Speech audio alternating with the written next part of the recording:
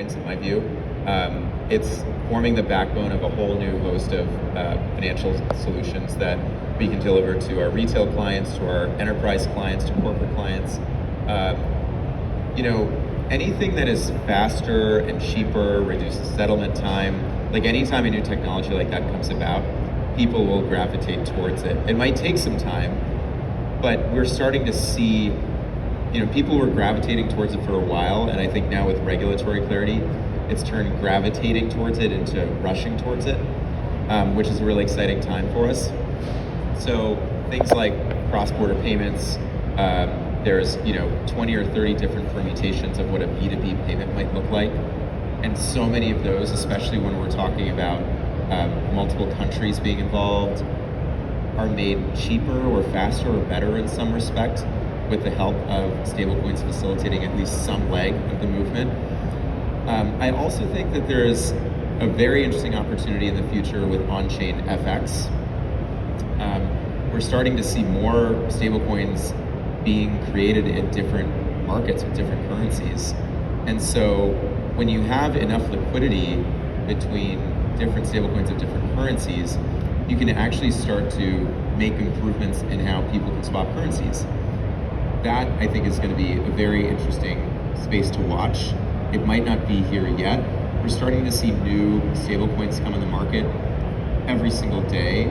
I think it starts to get really interesting when there's more emerging markets currencies being available on chain that are just as audited and traceable and everything as something like USDC is.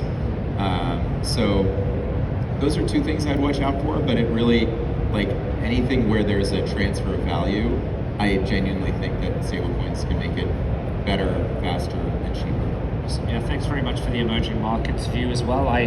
Coming from an emerging markets view, I've always been fascinated at how they have such an ability to leapfrog technology. They really do take 10 steps forward frequently because they're not held back by a lot of the traditional adoptions that they've sort of seen. Maybe Catherine, anything you'd like to add from a Visa perspective? How do you guys view the future?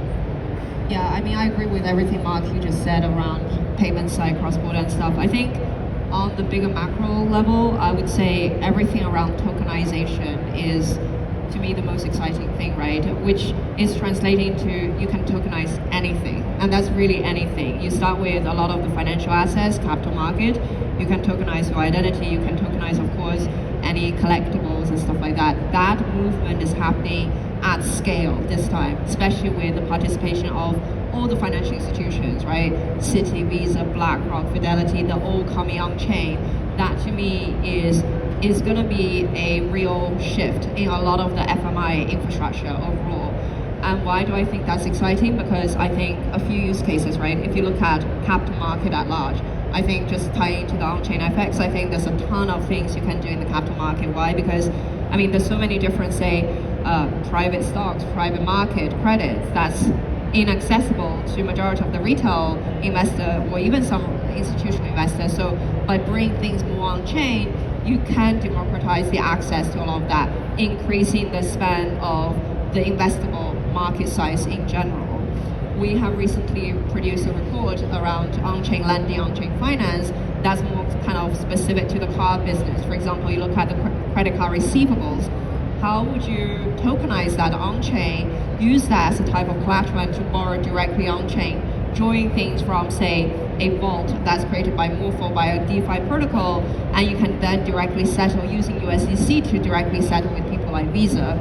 Those are sort of like really innovative ways in which now we are starting to look into smart contracts and tap into the power of programmability, but also link it to a lot of the real world use cases, whether that's coming from a financing perspective or coming from trading investment perspective. I think that entire space is only just starting to happen. For the next 5 to 10 years, I'm very bullish in terms of like everything is going to be moving on chain. And with that said, that's why stablecoin will have to grow, because I think stablecoin in and of itself doesn't mean a lot, because it's a type of liquidity. The liquidity has to be put into use, and the use case we're seeing here is really the capital market at large, and hence I think that $1 trillion market cap is probably realistic in many ways. So yeah. Amazing. What I like about both of your answers is you've really spoken about the fact that they're client needs driven, right? Like they're really driven off the direction you're pushed by the customer base that you have, and you're kind of continuing to innovate and build as you go. I think maybe actually I'd like to see if we can put Scott on the spot and check if his mic is still on. But you know, Scott, you and I have debated at length and spoken a lot about co-creation and the role co-creation plays in delivering kind of the future of payments for clients from an embedded perspective, because frequently what we're trying to do there is build solutions that are exactly what they're wanting and delivering exactly what they have. How do you kind of see co-creation and what role it plays in kind of the future of payment stacks as we look at engaging customers? Thanks, Will. And I'll just check and see if this is still on. So I think there's a great question here because it's kind of in twofold. First, I'd say that banks have a history of historically trying to create products in the ivory tower. And then you go away for 6 months, you build something, you take it out, and you would discover, actually, this doesn't actually fit anyone's needs. Why can't we commercialize it? And I think one of the things, you know, we've all gotten better at over the years is actually understanding that co-creation is the key to actually meeting or creating fit-for-purpose kind of products and solutions. So, you know, for us, it's really become a habit of saying, anytime that we're looking at shifting our direction, where we're going, building something for the future, you've got to anchor it around your key clients to understand their needs.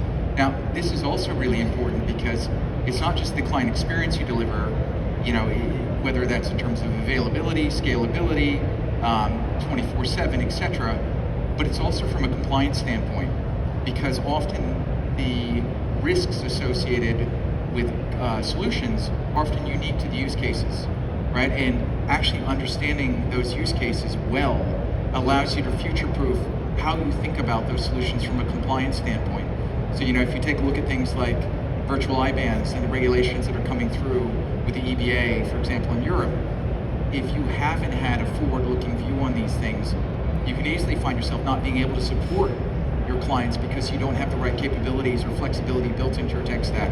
So I think co-creation for all of us, while it's a big effort in terms of time and energy, when you can align around key clients in those kind of use cases and really focus, then you really do deliver world-class fit-for-purpose solutions. And that's got to be you know, a guiding principle for us, and that's why, you know, working with clients that are on the panel here, for example, is fundamentally important, I think, to us as an institution. Amazing.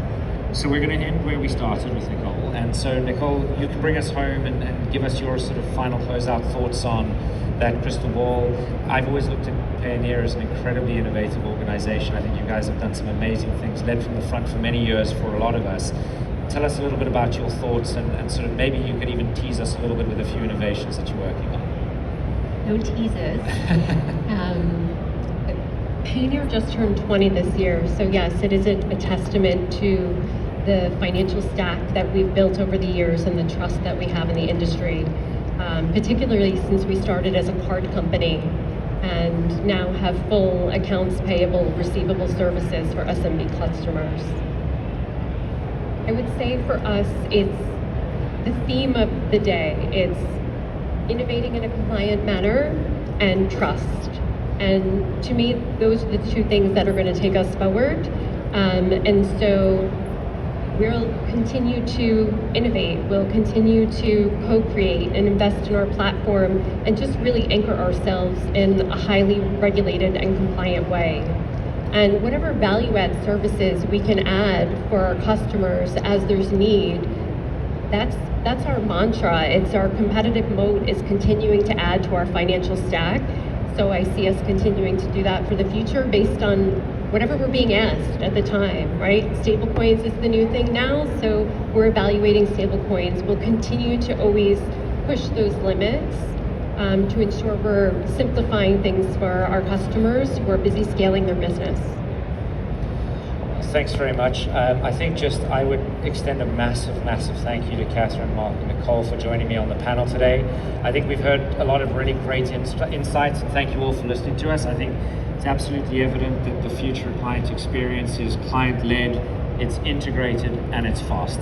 So thank you all. Thank you very much for bearing with us for the last Thank you. hour.